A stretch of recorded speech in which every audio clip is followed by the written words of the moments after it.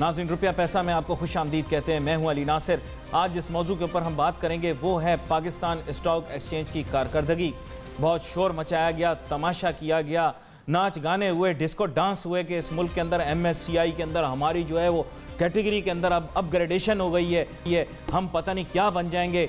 गोरे जो हैं पूरा दिन हमारे नक्शे के ऊपर शटापू खेलते रहेंगे। सुबह शाम उन लोगों ने जनाब पैसे पाकिस्तान के अंदर इन्वेस्ट करने हैं, दिन दुगनी रात चौगनी तरक्की होगी, पोर्टफोलियो इन्वेस्टमेंट आसमान पे पहुंच जाएगा। कुछ भी नहीं हुआ। उसके बजाय जिस दिन से MSCI की खबर आई और सोलिडिफाई हुई बात, मार्केट नीचे की जानिब जा रही है। यानी जिस दिन से एक्चुअली एप्लीकेबल हुआ मामला, उस दिन से पाकिस्तान की मार्केट नीचे जाना शुरू हो गई या उससे पहले ही जाना शुरू हो गई। फिर उसके अलावा एक और ड्रामा खेला गया। मुल्क को यह बताया गया, आवाम को यह बताया गया कि मुल्क का यानी अपना घर का जेवर दूसरों को बेचने से मुल्क के अंदर हुबुल वतनी और मुहिब वतन होने का जज्बा पैदा होगा। तो पाकिस्तान की स्टॉक एक्सचेंज के स्ट्रेटेजिक एसेट्स चाइना की स्टॉक मार्केट को या चाइना के स्टॉक मार्केटों को या चाइना के स्ट्रेटेजिक इन्वेस्टरों को बेच दी गई। ये बात सही है, पहाड़ों से ज़्यादा ऊंची, समुद्रों से ज़्यादा गहरी, शहद से ज़्यादा मीठी वगैरह वगैरह। आप पता होगा 4 महीने से अब उस सिलसिले में भी कोई बात नहीं हो रही, ठीक है ना। वो बात अब याद माजी हो गई और हमारे मुल्क के अंदर चीज़ पिछले चैप्टर में चली जाए तो फिर वो भूल भाल जाती है। उसके बाद क्या हुआ?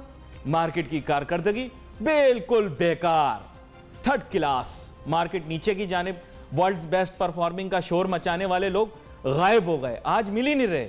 यकीन करें, they have become the invisible man. एक अंग्रेजी की मूवी आई थी द इनविजिबल मैन। अब पड़ोसी मुल्क के अंदर भी एक फिल्म आई थी, उसमें भी हीरो जो है वो लाल रंग की रोशनी में नजर आता है, वरना वो गायब हो जाता है। जनाब, आज मेरे साथ मेहमान होंगे अमीन यूसुफ साहब, CEO हैं AKY सिक्योरिटीज के। जरा मैं आपको भी लाल ऐनक पहना के जरा भेजूंगा कि आप ढूंढें उन लोगों को जिन लोगों ने हमारे सरमायाकारों को रोल दिया, सड़क पे ले आए। अच्छा, लाल की जरूरत क्या है भाई? आप समझे, इशारतन आपसे गुफ्तगू कर रहा हूं मैं आपसे। मैं ये अब नाम ले दिए ना, मैंने नाम ले दिए। आज बहुत गुस्से में लग रहे हैं आप। मैं गुस्से में क्यों नहीं होऊंगा? इन्वेस्टर बेचारे का हाल क्या किया आपने? प्रोग्राम शुरू होने से पहले तक 280 पॉइंट से ज्यादा की कमी हमने मार्केट के अंदर देखी। मुसलसल मार्केट नीचे गिर रही है, 39,000 पॉइंट्स के आसपास मार्केट घूम रही है। डॉलर का जो है, डॉलर ने रुपए का सत्यानाश कर दिया। सॉरी, ये वर्ड में हजफ कर देता हूं, गैर पार्लिमानी है, लेकिन मैंने सुबह एक एनालिस्ट से सुना, मैंने 310 पॉइंट माइनस हो गया, अभी मुझे बताया जा रहा है और नीचे जा रहा है। उसमें हमारा तो कसूर नहीं है ना। आप दो बम एक साथ गिराएंगे, आप इंटरेस्ट रेट बढ़ाएंगे, आप करेंसी में इतनी फ्लक्चुएशन करेंगे। आप मुझे ये बताएं कि अगर जब मार्केट गिरती थी एक ज़माने में तो क्या होता था कि NIT आपकी रेस्क्यू के लिए आता था, बाइंग करने के लिए आता था, सपोर्ट के लिए आता था। उस किस्म के फंड्स होते हैं, ऑब्वियसली सपोर्ट करने के लिए आते हैं। नीचे लेवल पे अगर वो लेते हैं, NIT के पास तो पैसा पड़ा होता है। 2008 में जो आपने किया ना, नहीं, मुझे कंप्लीट तो करने देना। अगर NIT आता है, वो सपोर्ट करता है मार्केट को। कल कोई स्टेट बैंक की तरफ से भी सपोर्ट देखने में नहीं आई। करेंसी को बिल्कुल लावारिस छोड़ दिया गया कि भाई जितना नीचे जाए नीचे चले जाए और जो भी रेट हो भाई साइंटिफिक फैक्ट है, अगर आप इंटरेस्ट रेट बढ़ा दोगे और जिस करेंसी, देखिए वो तो बात की बात है, लेकिन आपसे प्रोग्राम से पहले भी मार्केट की बात कर रहे हैं तो उसके जवाब मैं आपको दे रहा हूँ ना कि Q माइनस तो होगी ना। फिर जब ये सब चीजें नहीं होंगी, दो जगह से हर्ट हो रहे। एक तो इंटरेस्ट रेट बढ़ रहा है, ठीक है, जो लेवरेज पे कंपनीज हैं उनके लिए वो उनकी शेयर्स में गिरावट आ रही है। दूसरा, आप अगर करेंसी पैरिटी रेट को स्टेबल नहीं रखोगे तो कौन इन्वेस्टमेंट करने के लिए आएगा? जो इन्वेस्टमेंट है वो भी आउटफ्लो हो जाएगी। देखिए, अगर कोई गोरा इन्वेस्टमेंट करने के लिए कोई भी फंड आता है तो ये जो चाइना वाले बाबू मेरा गाना बजा दो, चाइना वाले बाबू मेरा गाना बजा दो, इनको जो लाए थे, नहीं सुन ले सर, मेरी बात सुन, जवाब तो ले लो। आप एक तो मुझे दूसरे मोहल्ले में लेके जा रहे हैं ना, मुझे बताओ, इधर ही हम कहीं नहीं, आप मुझे हालिया नहीं पूरा मामला बताएं आप मुझे। इसमें देखिए ना, अगर पोर्टफोलियो इन्वेस्टमेंट किस तरह से आएगी, बल्कि आउटफ्लो होगी। आप खुद मुझे बता दें, आप, मैं गलत कह रहा हूँ? आप एग्री नहीं करेंगे इससे? नहीं, बात ही आप करेंगे इंटरेस्ट रेट वाली। इंटरेस्ट रेट के अलावा करेंसी स्टेबल नहीं है सर, कहां से आएगा पैसा? और तो ये आपको डॉलर में पहले बचा आप इंपोर्ट बढ़ाते जाए, आप एक्सपोर्ट बढ़ा नहीं रहे, इंपोर्ट बढ़ा रहे हैं, कैसे होगा? इंपोर्ट को बंद कर दें। आपने 100% मार्जिन 131 आइटम्स पे रख दिया है, LC मार्जिन देके आप खोल ले। आप 100% मार्जिन नहीं रखे ना, आप कुछ ऐसी चीजें जो बंद कर दें सर, एक साल के लिए बंद कर दें। एक साल, देखिए, एक्सपोर्ट ओरिएंटेड चीजें हैं जो आपका, सुन लेना मेरी पहले बात सुन लें, जो एक्सपोर्ट करने के लिए आपको रॉ मटेरियल चाहिए होता है उसको अलाउ करें ना। आप पहले इंपोर्ट को पूरा एनालाइज करें, इंपोर्ट में क्या क्या फालतू चीजें हैं। आप अंगूर मंगा रहे हैं, आप सेब मंगा रहे हैं, आप मोबाइल फोन इतने मंगा रहे हैं, बंद करो यार। नहीं, अब हर महीने 5-5 अरब, नहीं यार, हर महीने 4-4 5-5 अरब का डेफिसिट आएगा, आप उसको चलाते रहेंगे क्या? आप रोके ना यार। आप 100% रोके ना। मेरी पहले बात सुन ले, 100% मार्जिन से आप रोक लेंगे? जिसको मंगाने 100% मार्जिन देके भी मंगाएगा। आप रोक लेंगे, आपको डॉलर आउटफ्लो बंद होगा, आपके इंपोर्ट घटेगी। नहीं, आप मुझे बताएं, नहीं आप मुझे बताएं ना, आप भी माशाल्लाह से लोगों से मिलते रहते हैं ना, बताएं ना। कैसा मेजर है? आप बोल रहे हो 100% में पहले जमा, ये मेजर कैसा है? ये तो रिस्क मैनेजमेंट मेजर है, ये कोई डिस्करेजिंग में, मेरे नजदीक तो डिस्करेजिंग मेजर तो नहीं है ना।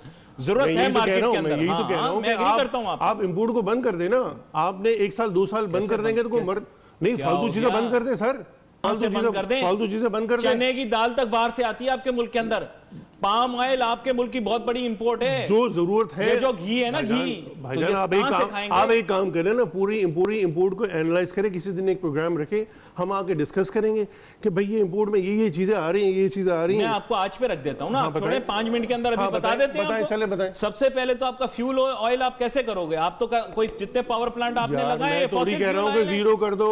अगर 5 अरब की एक्सीड आपकी हो रही है, कम से कम आप उसको कर्टेल करें, आप अपना बैलेंस करें कि हमें इतना करना है, इतनी इंपोर्ट है, इतनी एक्सपोर्ट है, हमें मैच करना है। इंपोर्ट एंड एक्सपोर्ट अगर आपकी मैच भी कर जाती है ना, जितनी सुन लेना, जितनी इंपोर्ट है जितनी एक्सपोर्ट है, जीरो डेफिसिट आ जाए, उससे भी आपका मसला सिर्फ ये है कि इंपोर्ट आपकी ज्यादा है। मैक्स 5 अरब डॉलर से बचत कर लोगे आप, मैक्स, पेट काट कर भी।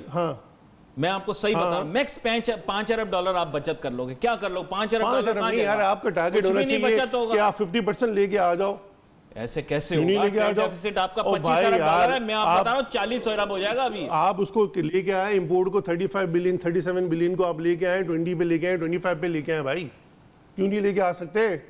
ये मुमकिन नहीं है, बिल्कुल मुमकिन है, मुश्किल है लेकिन मुमकिन है। पावर प्लांट आपने मंगाने, ये सीपेक वाली दोस्ती निभानी है। देखिए सर, जो पावर प्लांट मंगाओगे, मशीनरी मंगाओगे, कहां से होगा? जिस कंट्री से इंपोर्ट कर रहे हैं, कोशिश करें उसको एक्सपोर्ट्स भी करें, आप उसको बैलेंस को कम करें। वो तो कर सकते हैं ना, तो आप कहां कर रहे हैं? अमेरिका वाले बता रहे हैं इस तरह से काम होता है। मेरा तो काम नहीं है ना। नहीं, मैं मतलब हुकूमत की जानिब इशारा कर रहा हूं। आप सर बैठे होते हैं 24 घंटे, सुबह शाम हम कोशिश करते हैं उनको अपनी राय दें। अच्छा, मैं मेन के ऊपर आऊं, आप वहां इंपोर्ट एक्सपोर्ट पे ले गए, मैं आपको रियल फैक्ट पे लेकर आता हूं। जनाबे वाला, इंटरेस्ट रेट जो है ना ये ऊपर जा रहा है, मॉनेटरी पॉलिसी अनाउंस कर दी इन्होंने, अब इंटरेस्ट रेट ऊपर जाएगा और टारगेट कर रहे हैं या आई कर रहे हैं इससे भी ज्यादा। एनालिस्ट कहते हैं कि अब इंटरेस्ट रेट पाकिस्तान का बढ़ता रहेगा, स्टॉक मार्केट जाएगी नीचे, स्टॉक मार्केट जाएगी नीचे। 60,000 80,000 पॉइंट बात करने वाले कहां हैं भाई? बुलाओ उनको जरा। जब डीवैल्यूएशन करते हैं तो वैसी सारी चीजें महंगाई होती है तो आपको इंटरेस्ट रेट बढ़ाना ही पड़ता है। डीवैल्यूएशन क्यों करते हैं? इसलिए करते हैं कि आपको एक्सपोर्ट्स बढ़ानी है। चिकन एंड एग है जो भी पहले का एक्सपोर्ट्स उतनी आपकी बड़ी नहीं। आप मुझे बता दें 6 महीने का एनालाइज करके देख लें आपके। अरे इंपोर्ट एक्सपोर्ट की क्या बात कर रहे हो आप? स्टॉक मार्केट के अंदर कौन सा आपने कल एक तरह से देखा जाए टेक्निकली कल फिर डिवैल्यूएशन कर ही दी आपने, कर ही दी ना आपने डिवैल्यूएशन। मासूमियत से हो जाती हैं तो मासूमियत से तो होती हैं सारी चीजें सर, पता ही नहीं चलता क्या हुआ। आप मुझे सिर्फ देखें, आप पॉइंट की बात मुझे बताएं, आपके स्टॉक मार्केट के अंदर कौन सी आपने एक्सपोर्ट ओरिएंटेड इंडस्ट्रीज को सपोर्ट किया है? टेक्सटाइल की वेटेज जितनी सी है आपकी स्टॉक मार्केट के अंदर, आपको क्या फायदा होगा? एक्सपोर्ट बूस्ट होगा। जरा एनालाइज करके देख लें 560 वेटेज को छोड़े, कंपनीज भी देखें 560 कंपनीज है भाईजान, 137 टेक्सटाइल से रिलेटेड है, टेक्सटाइल कंपोजिट गोलेल से टैंक का मुकाबला थोड़ी करना। इफ यू माइनस लाइक 560 कितनी कंपनीज रह जाती हैं? आप देखें उन क्या परफॉर्म कर रहे हैं। एक्सक्यूज मी, वेटेज देखा आप, एनर्जी की वेटेज है, वेटेज की बात या वेटेज एनर्जी की वेटेज की बात करें, लेकिन आप ऑयल मार्केटिंग कंपनी की है, रिफाइनरी की है, वेटेज है। बात सही है आपकी, यू राइट। एक्सप्लोरेशन की, ओजीडीसी की है, बिल्कुल है। लेकिन इससे देखो ना, मार्केट नीचे जाती है तो गवर्नमेंट को भी नुकसान होता है ना, गवर्नमेंट की भी होल्डिंग है। अगर मार्केट कैपिटलाइजेशन नीचे जाती तो खाली इन्वेस्टर्स को, लोकल इन्वेस्टर्स को नहीं होता, गवर्नमेंट को भी नुकसान होता है यार। अभी तो इंटीरियम गवर्नमेंट है, आगे जाके पता चलेगा कौन आएगा। ये कौन आएगा? जो भी आएगा। नहीं, वैसे आपसे पूछ रहा हूं स्टॉक मार्केट के मुताबिक, मेरे पास ऐसा जादू यही है कि सियासी नहीं है कि मैं बता दूं या मेरे पास कोई ऐसी चीज नहीं है। देखें, बहुत सारी खबरें आ रही है ना स्टॉक, मैं एनालाइज करके आपके सामने रखता हूं। देखें, सियासत मेरा मौजूद नहीं आज के लिए, मैं ये सिर्फ जानना चाह रहा हूं कि अब जब बहुत सारे लोग मफरूजों की बुनियाद पर कह रहे हैं हंग पार्लियामेंट आएगी, क्यों भाई? आपको कैसे पता है ड्राइंग रूम में बैठकर कि हंग पार्लियामेंट आएगी? भाई एनालिसिस तो हर कोई कर सकता है ना, हर एक का राइट है बोलने का। भाई तो जिन लोगों ने कभी गुजरांवाला जाके देखा नहीं, जिनको गुजरात का पता नहीं, जिन्होंने कभी नारोवाल गए नहीं, जिन्होंने कभी क्वेटा की शक्ल नहीं देखी, वो यहाँ कराची के अंदर बैठकर या पीएसएक्स की कैंटीन के अंदर बैठ के कैसे कह रहे हैं अंग पार्लियामेंट है? भाई मुझे बताओ कैसे अंग पार्लियामेंट है? भाई हर एक अपना व्यू है, आप मुझे पे इंपोज नहीं कर सकते, मैच में आप पे इंपोज नहीं कर सकते। लेकिन व्यू बेस्ड ऑन फैक्ट्स होता है ना, व्यू एक बंदे से थोड़ी होता है। आपने देखा, चलो दूसरा सिनेरियो। अच्छा, आपको क्यों लगता है कि अंग पार्लियामेंट होगी या ऐसे होगा किसी की सीटें पूरी नहीं होंगी? देखिए जिस तरह से लग रहा है, लग तो यही रहा है। फाल निकाला आपने कोई? नहीं, फाल नहीं लगा रहा, वही बात है जैसे आपके पास एनालिसिस आ रहा है। नहीं, मैं इस किस्म का काम नहीं करता भाई। नहीं तो फिर आप मुझे बताएं लॉजिकल क्या। लॉजिकल नहीं, एनालिसिस है यार, analysis can be wrong, analysis doesn't make any sense ना। स्टॉक्स में भी एनालिसिस होता है, एनालिस्ट रिपोर्ट देता है, उसका फोकस गलत भी हो जाता है। अच्छा, कोई नई गवर्नमेंट आएगी तो पहले दिन कर्जा खत्म हो जाएगा? कुछ भी नहीं होगा भाई और बढ़ता जाएगा। तो पहले दिन गवर्नमेंट आएगी तो ट्रेड डेफिसिट खत्म कर देगी आपके ऐसे पास करके। पॉज का बटन नहीं है जिससे आप सारी चीजें रोक देंगे। तो फिर आप मुझे बताओ क्या इम्पैक्ट क्या हो रहा है स्टॉक मार्केट पर? कोई भी इम्पैक्ट नहीं हो रहा।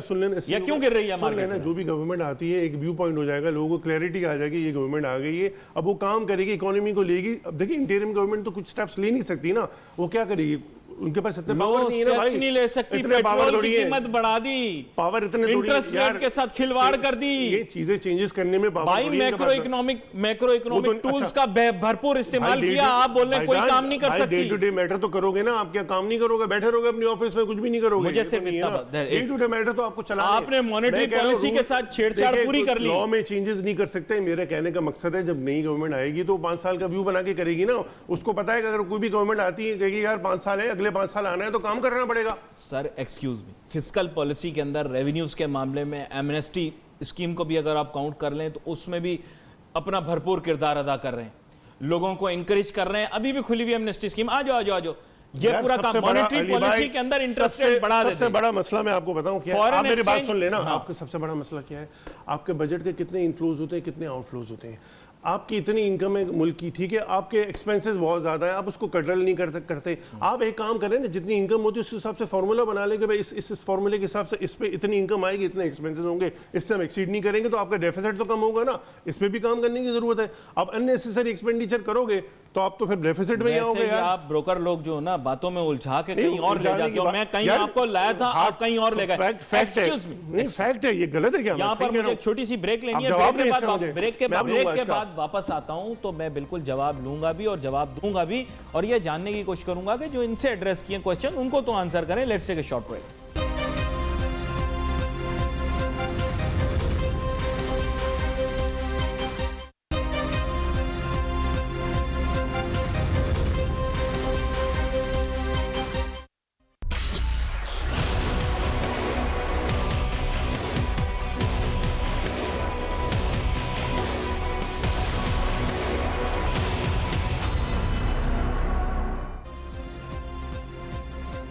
नाज़रीन, ब्रेक पे जाने से पहले हमारी गुफ्तगू हो रही थी जनाब इस बात के ऊपर कि पाकिस्तान की इकोनॉमिक फेलिंग्स क्या रही, गवर्नमेंट की मैनेजमेंट किस तरह से ख़राब रही, गवर्नमेंट किस तरह से मैनेज नहीं करती रही या कर रही या करेगी मुस्तकबिल में।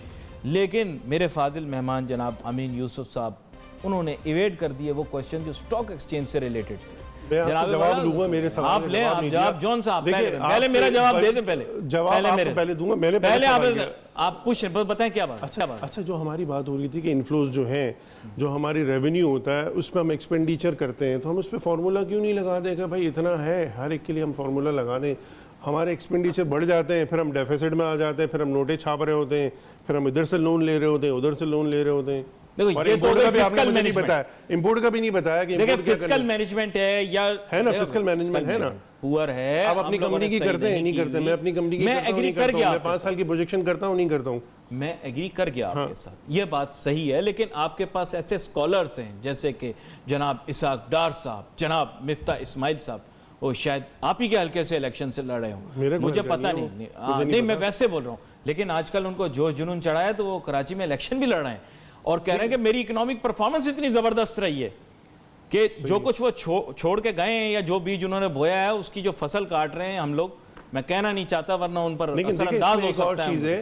क्या हाल किया मईशत का, सत्यानाश कर दिया हमारी मईशत। आपका मसला सिर्फ इंपोर्ट, हमें परायों का खौफ है, लोग साजिश कर रहे हैं हमारे खिलाफ। एक ही मसला है, आपकी इंपोर्ट ज्यादा है, आपकी एक्सपोर्ट कम है, बस आप इसको मसले को हल कर दें, आपके मसले हल। चलो ये बात हो गई आपकी। अब आप मुझे ये बात नहीं, अब ये बात हो गई, एग्री करते नहीं करते भाई, मैं आपकी बात मान गया। एक और चीज, आपने इंटरेस्ट रेट 1% बढ़ा दिया, आप आधा % बढ़ के बढ़ाते, इसके इफेक्ट्स एब्जॉर्ब हो जाते हैं। आप 25 बेसिस पॉइंट बढ़ाते हैं, आप 4 दफा बढ़ाते हैं महीने में, तो आपका इतना मसला नहीं आता। एग्री करते हैं? देखिए ये एग्री करते, मैं आपके साथ एग्री करता हूं, मैं आपके साथ एग्री करता हूं। लेकिन स्टेट बैंक को चलाने वाले जो अफराद हैं, मुल्क के सबसे माहिनात और तालीम याफ्ता, ये तो कभी दुनिया में कभी गलती ही नहीं कर सकते। अच्छा, नहीं तो मैं और आप तो बेअकल हैं इनके मुताबिक, ये इंटेलिजेंट है। 25 बेसिस पॉइंट अगर बढ़ाते तो ज्यादा बेहतर नहीं होता? मेरे ख्याल ये जो बरकरार रखने वाली पॉलिसी थी ना, ये कभी रखते ही ना, बरकरार रखने के बजाय आहिस्ता आहिस्ता 25-25 बेसिस पॉइंट बढ़ाते रहते। 25-25 करके तो इतना हाँ, नहीं होता। तो आज इतने मसाइल पैदा नहीं होते। हाँ, एक साथ अगर आप कहते हैं ना कि 2 बम गिरे ना कल, तो नहीं, ये बात आपकी मैं तस्लीम कर लेता हूं कि स्लो लेकिन अब बात पे आ जाए, मौजू पे आ जाए। अब जरा मुझे ये बताएं, MSCI जिसके ऊपर 1 साल तक मुसलसल स्टॉक एक्सचेंज के अंदर भंगड़ा डाला है, पुरानी बात नहीं, नई बात है, यही बात है सिर्फ। इसी की वजह से आपकी वर्ल्ड बेस्ट परफॉर्मिंग मार्केट बनी थी। इसके ऊपर जो 1-1.25 साल भंगड़ा डाला है, ये मुझे बताएं कि उसकी जिम्मेदारी किसके सर आएगी कि वो जो बात की गई उसका इंपैक्ट था ही नहीं। कोई MSCI इंडेक्स के अंदर हमारी कोई इजाफा होने से हमारे स्टेटस के अंदर कोई फायदा नहीं। पहले इसका जवाब दें। बाकी देखिए उसको इसमें जवाब हुकूमत का गिरबान नहीं पकड़ेंगे। गिरबान नहीं, देखिए इसमें आप जरूरी नहीं है कि फॉरेन फंड्स को आप जबरदस्ती के MSCI में आ गए तो आपके पास इनफ्लोज आ जाएंगे। आप ये नहीं कर सकते। बात ये हुई थी कि ट्रैकर फंड्स ऑटोमेटिक पाकिस्तान में पैसे डालेंगे। किसने बोला था आपको? मैंने तो नहीं बोला, मैंने तो कभी ये बहुत सारे लोगों ने जिन्होंने बोला था उनसे आप सवाल करें और उनको बुला के पूछे और हमें भी बुला लें, हमें भी बता दें। वो मंजर गायब हो गए, उनको टेलीफोन करते हैं, वो कहते हैं यार आजकल मामला बड़े खराब है, हम टीवी पे नहीं आ सकते। अच्छा जी बिल्कुल, मैं आपको बताऊं। आप उनको बुलाए, उनसे पूछे अगर किसी ने ऐसी बात की थी। देखिए किसी ने नहीं, बहुत सौ ने बात की थी। बहुत से तो आपके सामने बात की थी, मेरे सामने बात की थी।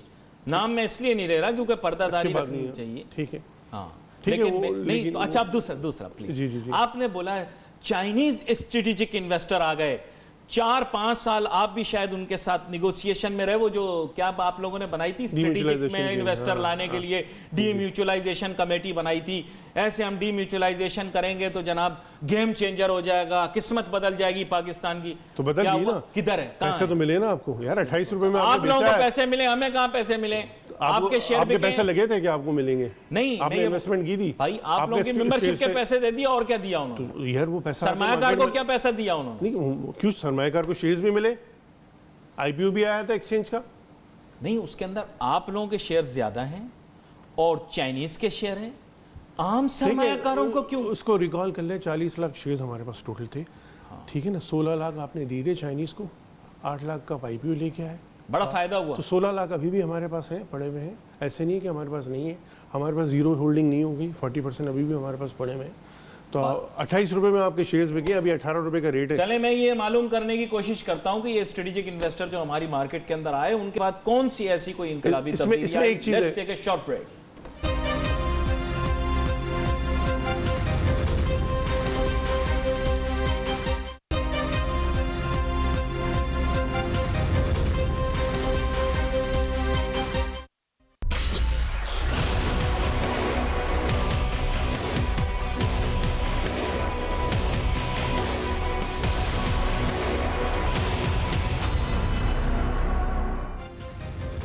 नाज़रीन, वेलकम बैक आफ्टर ब्रेक। गुफ्तगू हमारी जारी है। बात कर रहे हैं हम अमीन यूसुफ साहब के साथ। ब्रेक पे जाने से पहले ये गुफ्तगू हो रही थी कि जनाबे वाला हमारे जो बहुत 2 की कंपोनेंट्स थे जिनकी वजह से हम ये कहते थे कि जी हमारी मार्केट ऊपर जा रही है। सबसे पहले हमने कहा जी MSCI के अंदर हमारी अपग्रेडेशन, और दूसरा जो एलिमेंट था उसको भी हाईलाइट कर दिया कि जी कहा कि जी चाइना का स्ट्रेटेजिक इन्वेस्टर। अनफॉर्चुनेटली इन दोनों के डिजायर्ड रिजल्ट सामने नहीं आए, ये मान लेना। देखिए MSCI का तो आप सही कह रहे हैं कि नहीं आई आपको इन्फ्लोज, लेकिन देखिए इकोनॉमी के हालात आपके ऐसे हो गए ना, आपकी इंपोर्ट एक्सपोर्ट का इम्बैलेंस है। आप देखो ना, करेंसी आपके पास पैसा रिजर्व्स नहीं है, आपके डिप्लीट हो रहे हैं। तो ये सारी चीज़ें जो इन्वेस्टर आता है वो खाली आज का थोड़ी देखता है, वो आगे का भी देखता है कि क्या आगे हालात होंगे मुल्क के। वो तो सारी चीज़ें स्टडी करके लेता है, ऐसा तो नहीं लेता ना सर।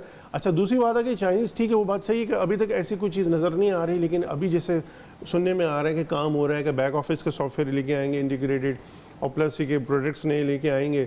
अब देखते हैं आएंगे, अभी तक नहीं आए। वही वाली बात है, कहा था कि बिल्कुल आप सही कह रहे हैं। आपने कहा था 6 महीने इंतजार करो, लेकिन 6 महीने भी हुए, अभी जुलाई हो गई। देखो 6 महीने हुए नहीं, मेरे ख्याल में 3 महीने पहले मैं आपके शो में आया हूँ। 6 महीने अभी नहीं हुए सर, जुलाई 6 महीने आपके सितंबर में होंगे जब मैं आया था लास्ट। हमारी जो बात सितंबर के अंदर हमारे पास लेवरेज प्रोडक्ट भी आ जाएगी, सितंबर के अंदर हमारे पास सॉफ्टवेयर भी आ जाएंगे सितंबर में। सबसे इंपॉर्टेंट चीज़ है इन्वेस्टर को एजुकेट करना। जो आप कहते हैं ना लोगों के लॉसेस आते हैं, लोगों को बताना है कि यार डे ट्रेडिंग में क्या नुकसान आता है, इन्वेस्टमेंट्स करेंगे आप तो आपके इन्वेस्टमेंट के लिए के टाइम पीरियड क्या होना चाहिए, ये सब एजुकेट करने के लोगों को जरूरत है। ये आप बोल रहे हैं, आप जाएंगे नहीं, ये आप बोल रहे हैं, लेकिन लोग क्या बोल रहे हैं कि आप रोलिंग करें इन्वेस्टमेंट के बजाय। देखें लोग, आप फ्रेटर्निटी की बात समझे ना, वो लोग कहते हैं कि ये हम तो कमीशन तब कमाएंगे जब बेचेंगे, लोग खरीदेंगे। ठीक है, तो वो तो इनकरेज करते हैं कि यार बेचो मेरी खरीदो, पहले बात बेचो सुनें, खरीदो। दुनिया भर में अगर आप जाते हैं ना तो आपको स्टॉक ब्रोकर है कोई भी आपको बताता है, आपको फैक्ट्स एंड फिगर्स तो बताएंगे, इंडस्ट्री के रिस्क तो बताएंगे ना कि भाई आप स्टॉक एक्सचेंज में आ रहे हैं, अब ये पैसा लेके आ रहे हैं, ये पैसा आपका किस चीज़ का पैसा है, ये आपका रिटायरमेंट का फंड तो नहीं है, आपको 6 महीने में ये पैसा वापस तो नहीं चाहिए, कम से कम 2 साल की इन्वेस्टमेंट्स हो, फिर आप कह सकते हैं। अभी आपके पास कोई इन्वेस्टर आ जाता है, आप दिला देते, कहता है मुझे 6 महीने में पैसा, आप बोलते ले लो चलो, आप अपनी ब्रोकरेज आपने बना ली, लेकिन 6 महीने बाद आप ये देखें 6 महीने पहले जिसने अगर मार्केट में इन्वेस्टमेंट की उसका क्या हाल हो गया, तो वो पैसा वापस ले जा सकता है? नहीं ले जा सकता ना। देखिए ये सारी चीजें भी वक्त के साथ आएंगी और जरूरी है कि देखिए मैं बिल्कुल मैं सरमायाकारों के दिलों का हाल आप चेक करो। मैं कहता हूँ investor is the blood for the market. अगर इन्वेस्टर नहीं होगा तो मार्केट आपकी नहीं चलेगी, आपकी प्राइस डिस्कवरी प्रॉपर नहीं होगी, आपके वॉल्यूम के अंदर ये हमें अभी भी हो गए हैं, हाँ, माने ना वॉल्यूम ड्राई हो गए मार्केट वो ये कि वो तो इलेक्शन की वजह से भी लोग थोड़ा सा वेट कर रहे हैं, वेट एंड सी कर रहे हैं, डिवैल्यूएशन का भी इलेक्शन के मामले में तो आप लोगों ने पिछले 8 महीने से फंसाया हुआ इलेक्शन के मामले। देखिए करेंसी भी आपकी स्टेबल नहीं है सर, आपके मैक्रो इंडिकेटर्स भी आप देख लो ना, आपके रिजर्व्स नीचे जा रहे हैं, तो कोई भी इन्वेस्टर जिसके पास पैसा पड़ा हो तो सोचेगा ना सर कि मैं वेट करूं, मुझे और सस्ती चीजें मिले। आप भी कोई चीज लेने जाते हो, आप देख रहे हो तो यार सस्ती चीजों सेल आएगी तो मैं लूंगा, सेल से पहले क्यों लूं?